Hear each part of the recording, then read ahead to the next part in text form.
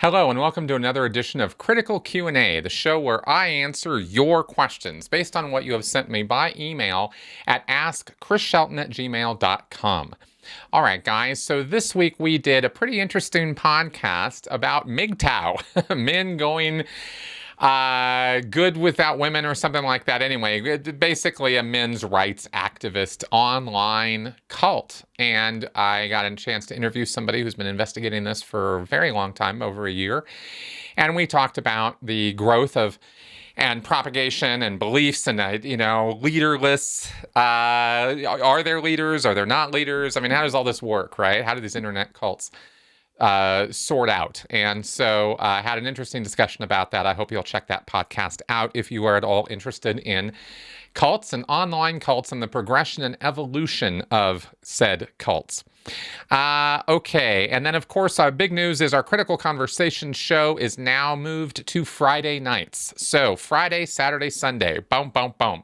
Chris Shelton content. Actually, you're getting content from me 7 days a week, if you didn't know, through my Critical Clips channel also. I am posting clips Monday through Friday from my earlier content. I'm just kind of chronologically going through and pulling out answers to questions or little bits of things that we discussed in our podcast that I thought were useful or helpful, and of course from my other videos, and those are going out as little short clips from 2 5-minute videos to 15 20-minute videos in a few rare cases, and that is available on my Critical Clips channel. Okay, so there is a link to that below, as well as links to my book, Amazon site, merch store, etc. There's all kinds of things to be fascinating, interesting things you can get involved with here on my channel. All right, guys, so now let's go ahead and get on with your questions for this week. James Hacker, how do OT8s practice Scientology? What are they supposed to do when they reach the top of the bridge and there are no more courses to take? Just keep auditing for the rest of their lives? Thanks for the question, James. And actually, it's the other way around. You asked, are they supposed to keep doing courses for the rest of their, or are they supposed to keep auditing because there's no more courses to take? It's actually the other way around. There are tons of courses and classes that OT8s can take and get trained in Scientology because they can't get a whole lot more auditing. Now, it's not true that there is no more auditing they can do, though. So let's take a look at somebody who gets to the top of Scientology's bridge as it currently stands. Now, according to the materials of the Church of Scientology, there are levels, confidential levels of spiritual awareness and ability to be had all the way up to OT, or operating Thetan, level 15. Okay, OT stands for operating Thetan. So, and an operating Thetan, of course, is a spiritual entity who is operating, who knows what he's doing, is a cause over his existence and life. And the OT levels are supposed to produce that. So OT8's about halfway up the line. And that's as far as you can go in Scientology. And it costs, well over, probably for your average Scientologist, certainly no less than $750,000 to $1 million, probably more. By the time they have gotten to that level. Because it's not just a matter in Scientology of strictly paying just for the services that you're doing, but there's so many other opportunities for them to extract money from you, and they take advantage of every single one of those opportunities. So you're probably going to be given over a lot more money than just for the auditing hours or the classwork that you're doing. All right, so let's say you get to the top. You don't have any more Scientology bridge steps to do until they release the next levels.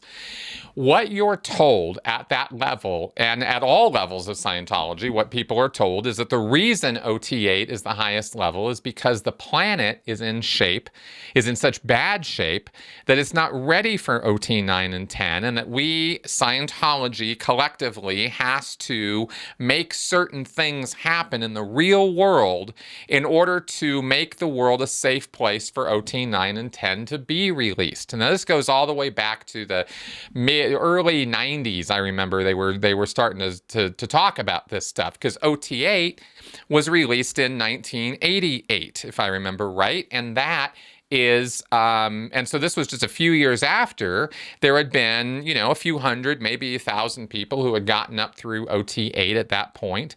And they were like, hey, what's next? What do we do? What are we supposed to do? What's going on? How do we keep going? What about 9 and 10 and the rest of the OT levels? And they were told, hey man, no, you got to get trained as an auditor. You have to be a highly trained auditor.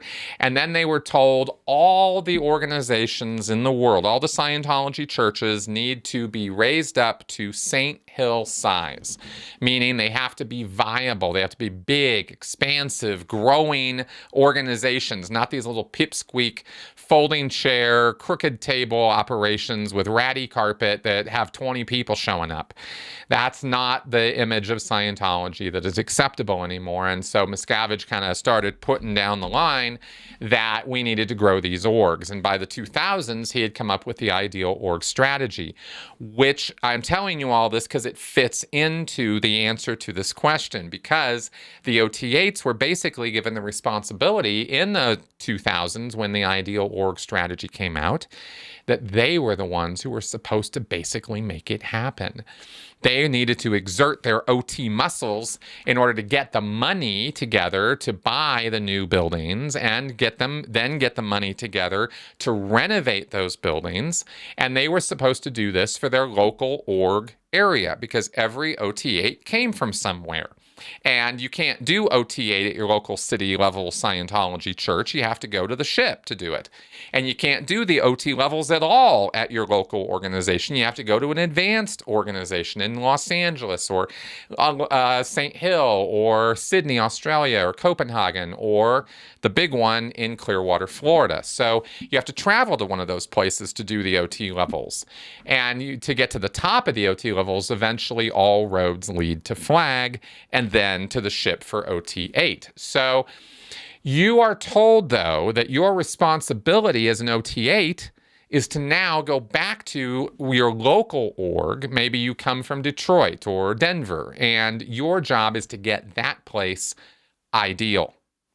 And this was the big game of the 2000s, is let's get these orgs up to ideal. And OT committees were sort of activated, and the local OTs were kind of given targets and jobs. And right from Miscavige on the ship, he said to them, you guys are the ones who are going to make this happen.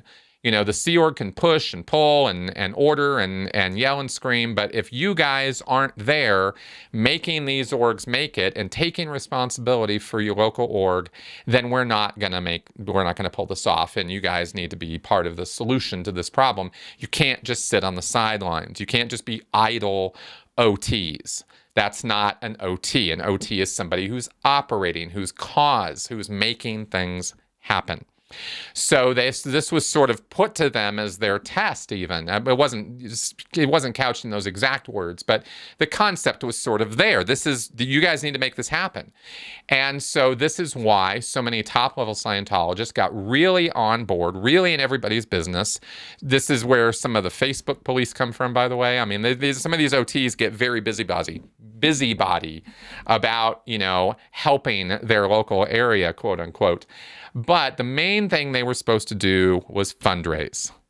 All right. And that should, of course, tell you, goes all the way back to my basic premise of Scientology, that it is a money-making scam disguised as a religion, disguised as a self-help group, right? So it really always comes back to the money. And they want those OT8s out there not just giving money themselves, you understand? They want them out there procuring money, talking at fundraisers, going out and doing sales, jobs, basically, fundraising activities to get the org to buy the new building that they need and then to get it renovated. And they were all given this task for their local area.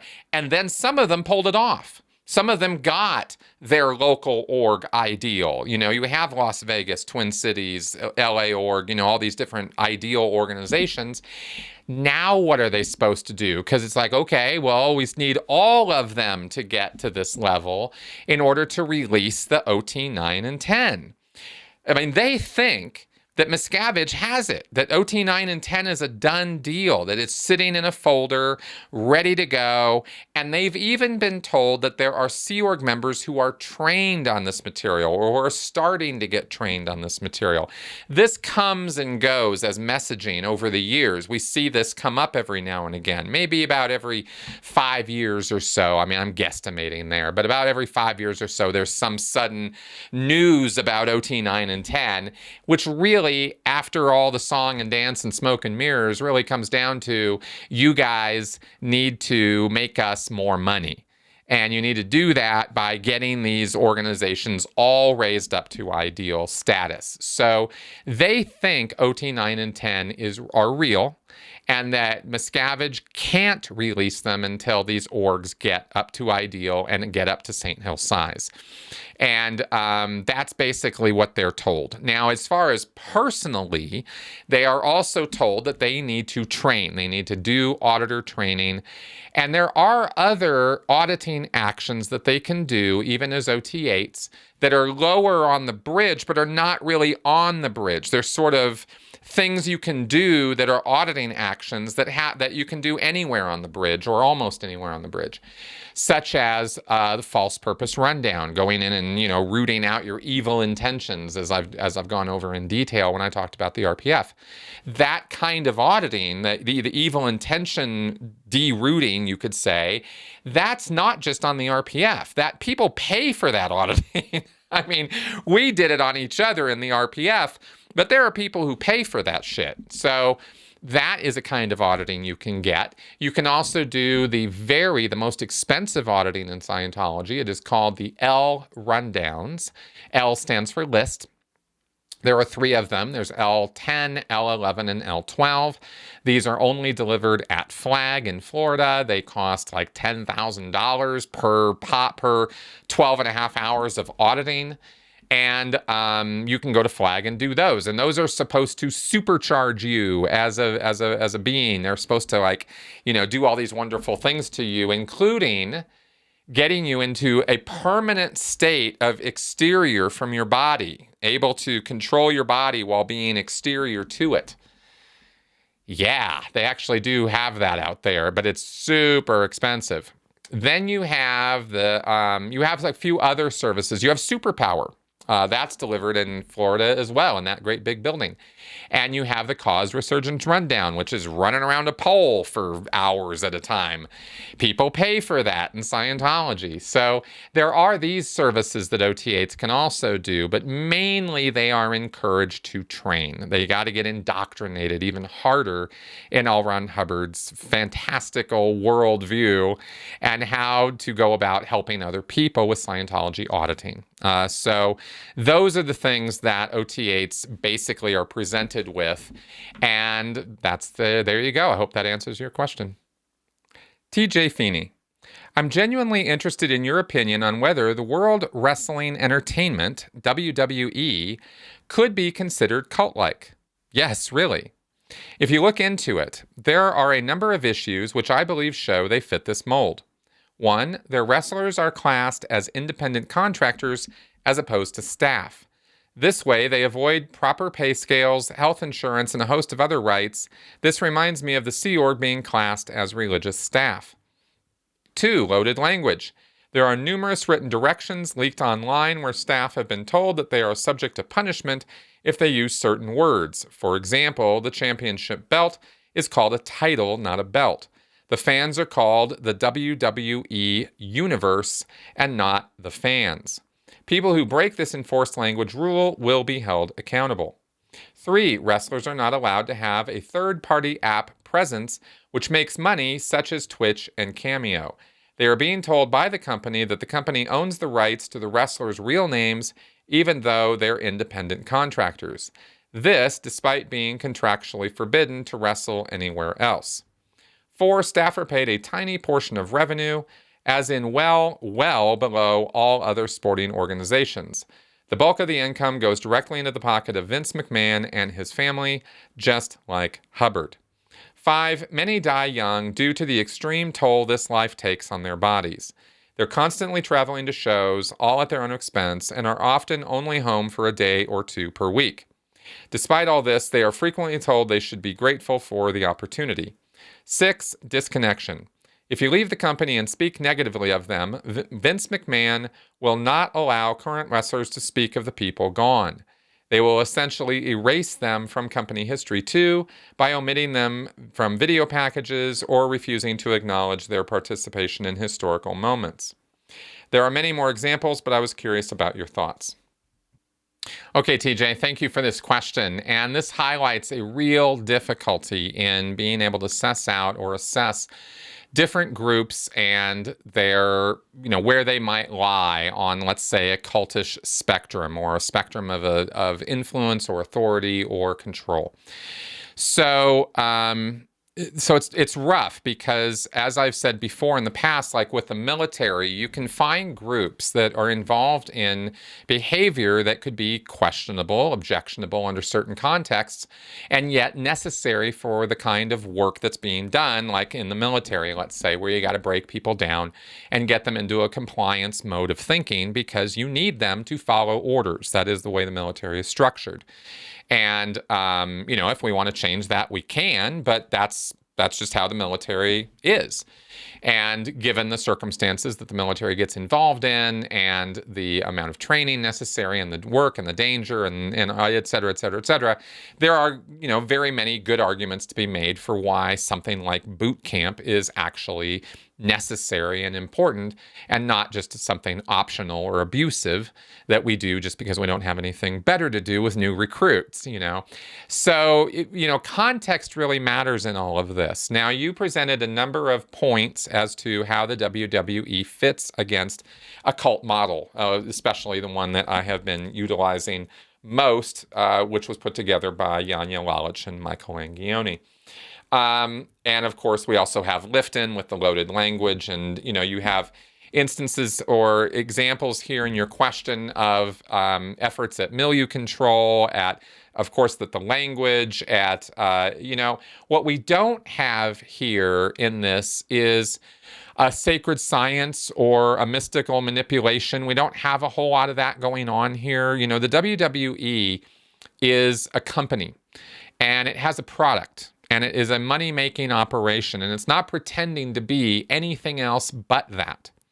And that's actually where we get to a point of crucial importance when we're evaluating these mechanisms of control in a group, whether it's a cult or not. And this has to do with deceit, disinformation, propaganda, indoctrination. It has to do with informed consent. Going into the Church of Scientology, any day of the week, anywhere in the world, they are going to lie to you about who they are, what they do, what they're about, how much it's going to cost you to do it, what their actual beliefs are, whether disconnection is real or not, what their ethics system consists of, how their justice system works. All of these things are things that they will not give you a straight answer on. By design. They know they can't.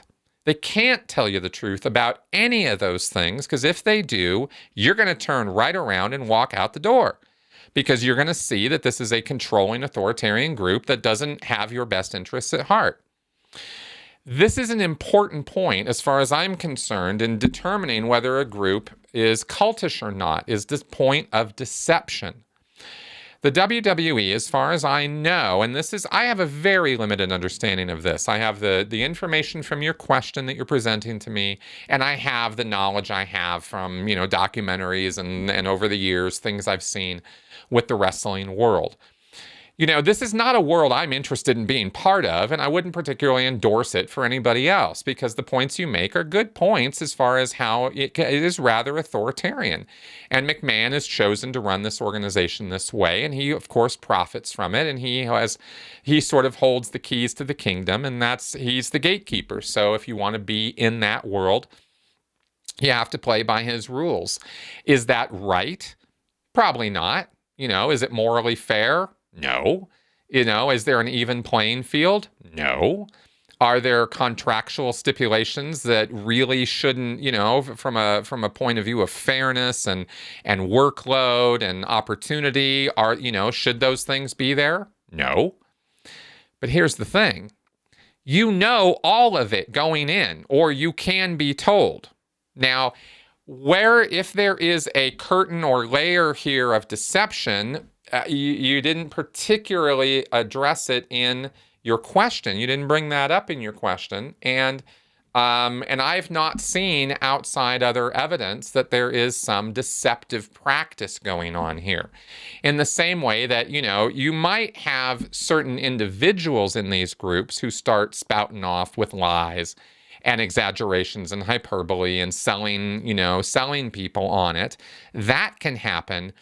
But is it dogmatic to do that? Does Vince McMahon demand that everybody connected with WWE lie when they're bringing new meat on board, right? New people, into the stable. Are they lying to them? Well, I can't tell from the information you're giving me, and as far as I know, they don't. So if you're going into a situation with fully informed consent, like, okay, let me give you another example that might help demonstrate my point, is monks. If you're going to go be a monk, like a Catholic monk, you're going to actually go do that. You want to live a life of solitude and servitude and asceticism, and I think I'm pronouncing that right. I'm always getting words wrong, but you want to live this life of this meager, humble monk. Well, they're not going to just let you in. You gotta actually prove to them that this is something you want to do and that you are fully dedicated to it. With the Amish, you have I know I'm going to mispronounce this one. The Ramspring, the thing they do where when you get to 17 or 18 years old, they kick you out for a year. It's like go live in the world, go see what it's like, And if you want to live this Amish lifestyle, then come back to us. And of course, these kids are a little ill prepared for that. But the point I'm making is that it is what the situation is. You're given the opportunity to go away from it, or you've always got the opportunity to walk away from it. Nobody's forcing you to be there. And if you come back into the Amish community, then they rightfully assume you understand this lifestyle, you understand our rules, you understand this is a tough life. We are not about creature comforts, and you're down. This is the life you want to have. And if that's the case, then you're not in a cult, because a cult exerts coercive control over its members, which means isolation, intimidation, and control. And not a little bit. And there is deception, right? You are always wrangled into these groups through lies. By being told it's one thing when in fact it's something else. Now, being given a song and dance about opportunity is one thing. Being lied to straight up is another. And I'm sure you can find examples of this, both done well and done badly, in the world of the WWE. We can always find anecdotes of some individual or a group of individuals over a time period who have been deceived, who have been abused, who have had bad things happen to them that they didn't want and didn't sign on for. That can happen anywhere, at any time, in any group. And it doesn't necessarily mean that the group is a cult. So, specialized language is part of any group. Every single group has individual words. It's not the fact that they have their own language. Is the language loaded? Are there twists of meaning there that are actually screwing with you psychologically? There's a little bit more to it than just having a specialized language. It's manipulative. The language itself can become part of the manipulation package of the cult, you see. So, we have to talk about these things in sort of broad terms, because context is where the details sort of emerge, and where judgment can then take place. And we have to get very, very specific about the details of these groups before we start calling them destructive cults. Any of these groups are cults. They have a culture to them. The WWE definitely has its own culture. And it is a cult by definition if you look it up in a dictionary. But of course, I'm answering you from the position of, is it a destructive cult? And I do not believe that it is, in the same way I don't believe the military is, and I don't believe any corporation is. I don't believe Hollywood is as a group. And you could easily describe Hollywood in all of these terms. I could make this exact same argument for movie stars in Hollywood and whether they're part of some destructive cult because of the abuses and the financial shenanigans and the advantage that is taken and the lies that are told and all of that.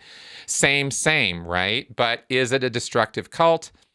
No, it's really not. But it is a culture, and that culture has ups and downs, good points and bad points. There are tremendous individual rewards that can be gotten as a WWE member. You know, you can rise on up and you can rise right out of that world and move on to a better world. I mean, look at the success of The Rock, for example. You know, yeah, it's rare. It doesn't happen all the time. There's a lot of luck connected with it in the same way that Hollywood is all about luck, not talent. Yeah, you got to bring the talent, but it's not talent alone that's going to get you on the screen. There are tons and tons of very talented people who are never going to make it because they don't hit that lucky break. Same in the WWE. You can dedicate your life to it, and the truth of the matter is, in a world like that, you better love the work because it's often thankless work, and you might not actually get anything for it except the satisfaction of what you're doing and that you enjoy doing it. Kind of similar to being a YouTube creator as far as that goes, you know. So anyway, I think I'm getting to a point here, and that point is that you have groups that can look like a cult, but you gotta dig into the details and suss out intent and deception and look at things from, you know, as why and how and why are these tools of control being utilized? And are they being utilized in a way that is actually unusual, different from what we see in the normal course of our society? You know, are we talking about something actually much worse on the scale, or are we talking about something that might just be pushing a few boundaries in an uncomfortable and even sometimes abusive way? Okay, this is no effort to give anybody a pass for bad behavior. But judging a group is a different thing from judging individuals in that group over time. And that's, I think, part of the distinction of this. So that's kind of my initial take on that. If there's more information you want to give about it, or, you know, enlighten me further about that or something, I'm wide open to hearing anything more that you have to say about it. But that's kind of where I come down on it. And let me know what you think. Hey everyone, I wanted to take this opportunity to talk to you about a service that I am endorsing and that I truly, truly believe in. And that service is called BetterHelp, H-E-L-P, BetterHelp. And they are available through BetterHelp.com. And this is a service that connects you with a licensed professional counselor online so you can get help with depression, anxiety, stress, or just somebody to talk to in this very troubled times that we're living in right now. It is not easy to get out there in the big wide world right now. It is not easy to get out and see therapists or counselors. It is not easy to find counselors or therapists who can help you. And this is what BetterHelp was designed to assist you with. The simplicity of this is you go to the site, you sign up. Actually, you use the link that I have provided below, which is betterhelp.com/ChrisShelton, and you get signed up. And this can be for as little as $40 a week, and they actually even have financial aid available. You enter some information, fill out a questionnaire about yourself, and you get hooked up with a counselor that will help you out. And this can be via text, via voice, or via video. Okay, any one of those. It's up to you and your comfort level. And if the therapist that you get connected with isn't doing the job that you feel you need, you can ask for and get a different counselor. So there are a lot of options for you in this, and it is really something that I think a lot of my viewers should be taking advantage of. I have talked often about the need for or the help that you can get through professional counseling. Sometimes you need somebody who really does know what they're doing and not just a friend or family member to listen.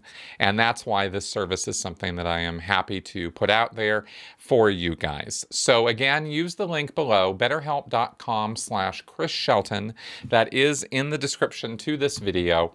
And I hope that you can get the help that you might need from this service. Let me know how it goes. Jason John Valhes, do you think LRH was onto something that maybe, if it were created now, could be something legitimate? Could this cult or his following actually make this religion work? Okay, thanks for the question. Sure. I mean, Scientology, I've done videos in the past about how if you took away the OT levels, all the confidential crap, if you took away OSA, the Office of Special Affairs, all the fair gaming, all the legal nonsense, the stalking, the harassment, you took all that away.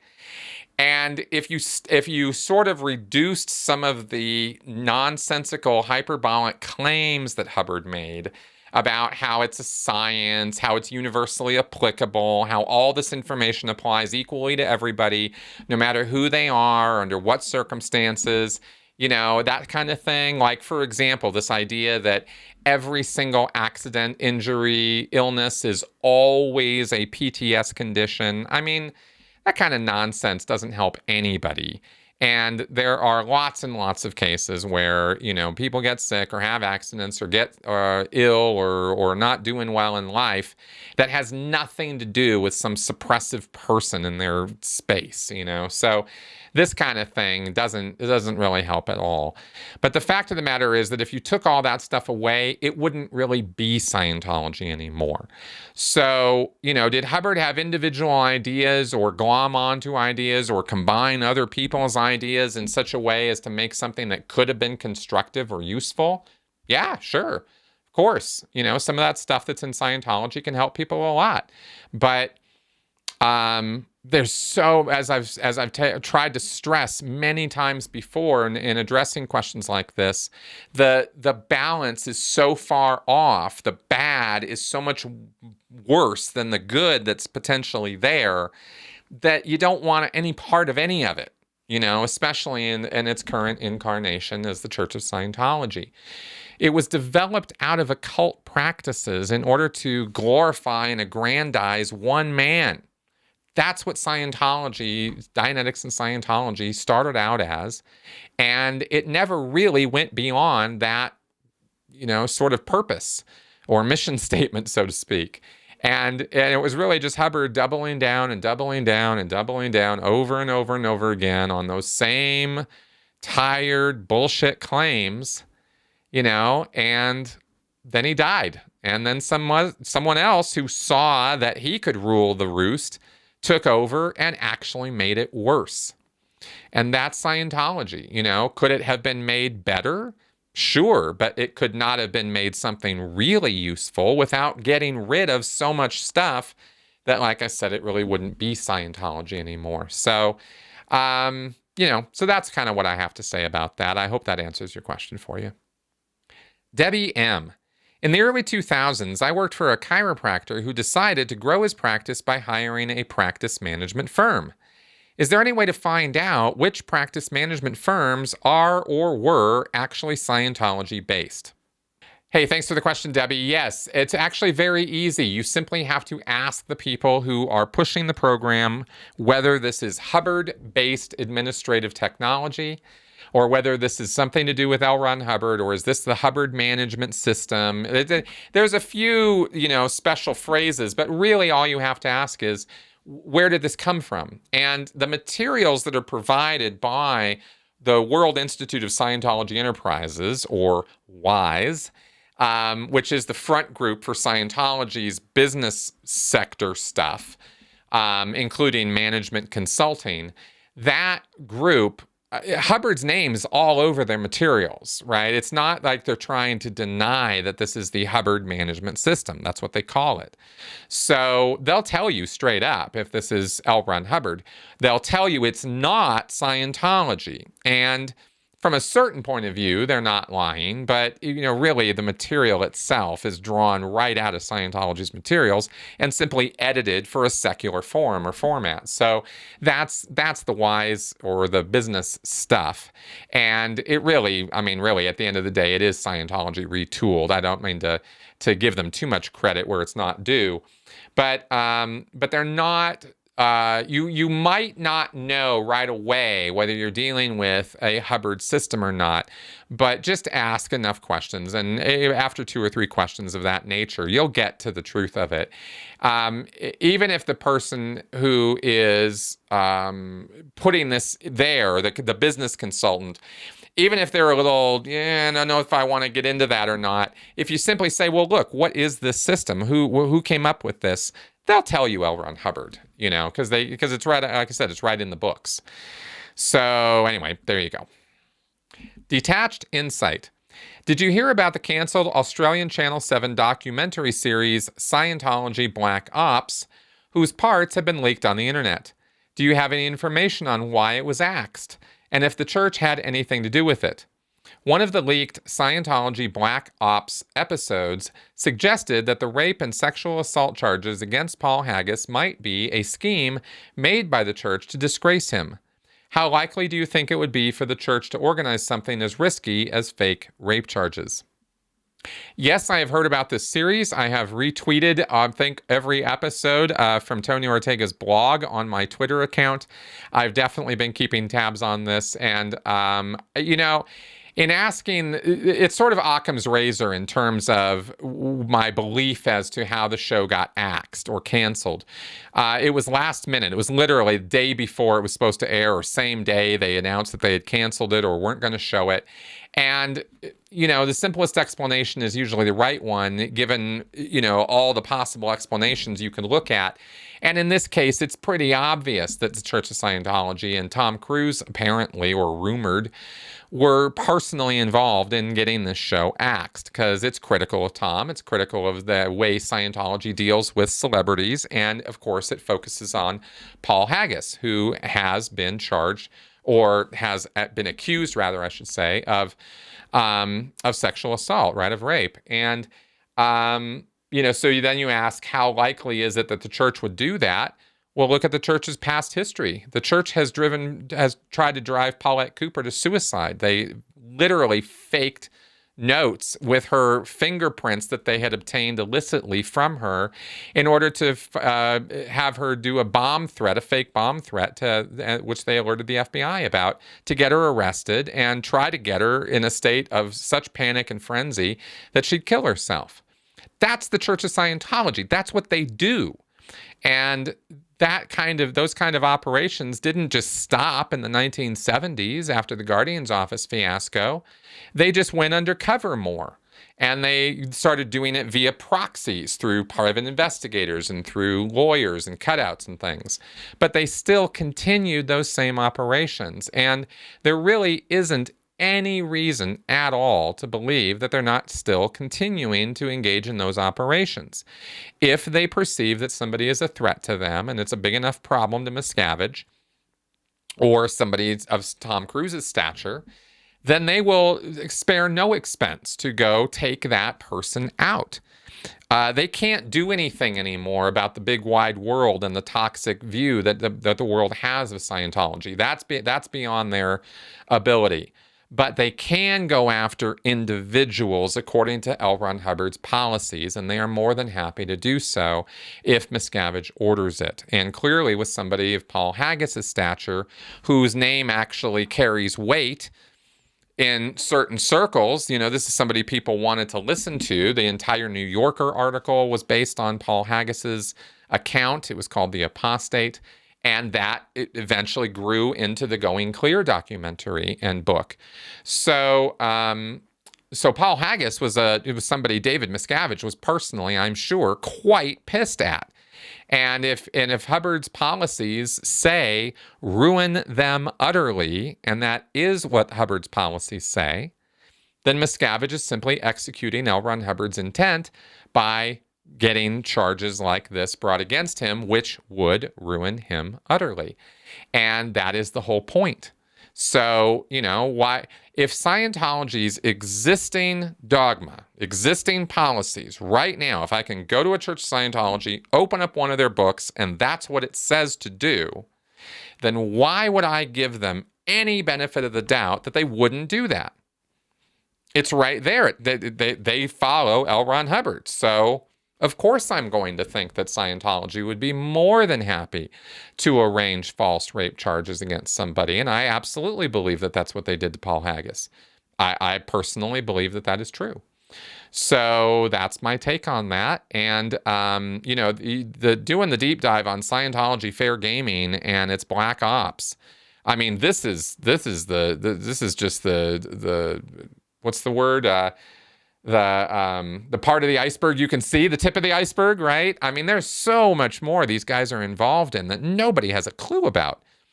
Financial shenanigans, criminal operations. I mean, look at how many Scientologists keep ending up going to jail or getting in criminal trouble just over the last couple of years, given the small, tiny size of Scientology.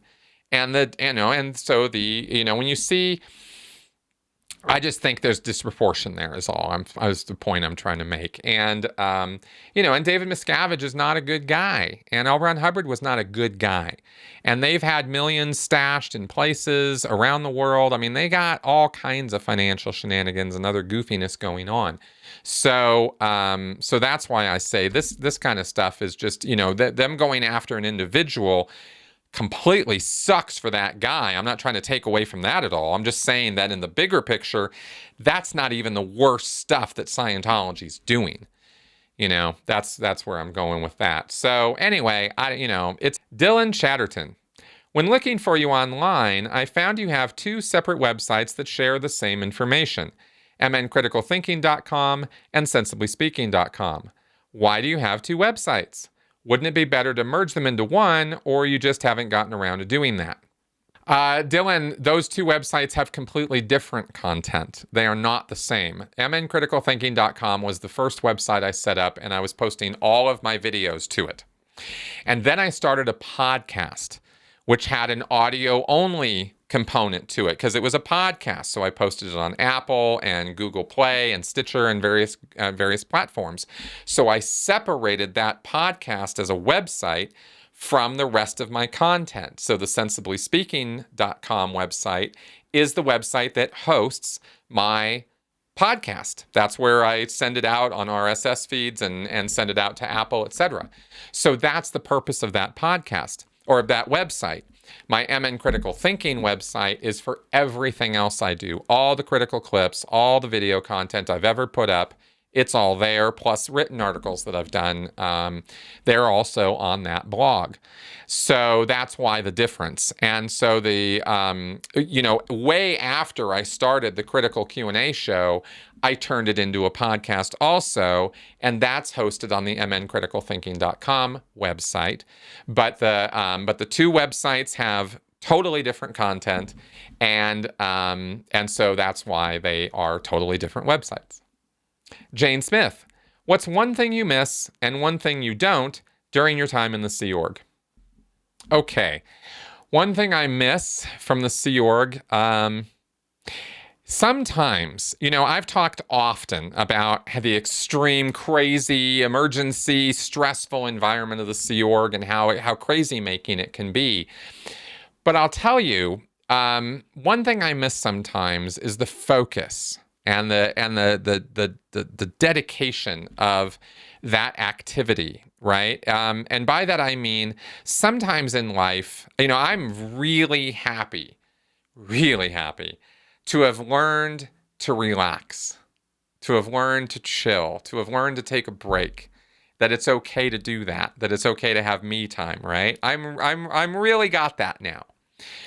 But sometimes I really want to dedicatedly focus and really work on stuff, and because I'm choosing to be that way, right? And my environment doesn't always comply with me, because my environment is not always used to that. And so I miss that sometimes, because then I get, when I'm really on a roll, I'm really in the zone, I'm like focused, I'm doing my thing, and the environment's not particularly backing me up in being able to work that way or do that. So that comes up only from time to time. It's not a big deal, but it's something that he asked me the question, I thought about it, and I thought, yeah, I think that's something I miss sometimes. And one thing I don't, Jesus, um, I don't know, the schedule, the crazy ass schedule, just the incredibly insane hours and being tired all the time. I don't miss being tired all the time. I really enjoy being rested. Gary Page. Has the delivery of face-to-face TRs been badly affected by COVID protocols? Sitting 3 meters apart wearing masks would surely limit their effectiveness, and scary bull baiting from across a room would be hard work. Okay, Gary, thank you for that question. I'm pretty sure that there's not a lot of TRs being done in orgs with masks on. Most Scientologists don't really, buy into all that crap. But what they call crap, I should be clear. I don't think it's crap. I think it's vital to wear masks. But even if you are, sitting for 2 hours staring at somebody with or without a mask on shouldn't matter. And the bull baiting is, yeah, you can't make certain facial expressions at somebody if you're wearing a mask, but you can still bull bait them. Most bull baiting involved not doing goofy things. It involved talking to the person and pushing their buttons. Push, push, push, finding and pushing them. And that doesn't have anything to do with wearing a mask. Now, of course, the person who is wearing the mask would have to be honest if they crack up, because you might not necessarily see it. But you see that when you're sitting across from somebody coaching them, you see everything, right? You see the little crinkle in their eyes. You see when their pupils dilate. You see their every muscle. And I mean, you're sitting across from them for a long time. And you learn an awful lot about somebody when you bull bait them. You do it enough, you start learning an awful lot about people in general, actually. It's a fascinating thing. It's not completely without use or education, but boy, what a way to get it. Anyway, yeah, so I don't know. I don't know ultimately if they are or are not doing TRs with masks on, but I do know that as a former course supervisor who got people through courses, if I had to get people through courses wearing masks, I could do it. So to me, I look at the question and I go, yeah, I don't think it's really that big of an issue for them. Okay, and that's our show for this week. Thank you very much for your questions, guys. Thanks for inviting me into your home for this time so I could be here and you could listen to me. Hopefully, I've been entertaining, informative, and educational, and hopefully so much so that you will consider supporting this show through Patreon or through one-offs through PayPal. I know times are tight right now. I know things are rough. I think better times are right around the corner. I want to think that is true, and I hope that you guys will join me in my maybe unwarranted optimism. But that's the where my head tends to go. So I hope things will be getting better soon, and I hope that politics will become boring again, and I hope that we find a vaccine soon, and that we can get back to what we used to think of as normal. But like I said, in the meantime, if you would like to support this show, it could very, very, very much be appreciated at this end. All right, guys, I'll see you next week. Bye-bye.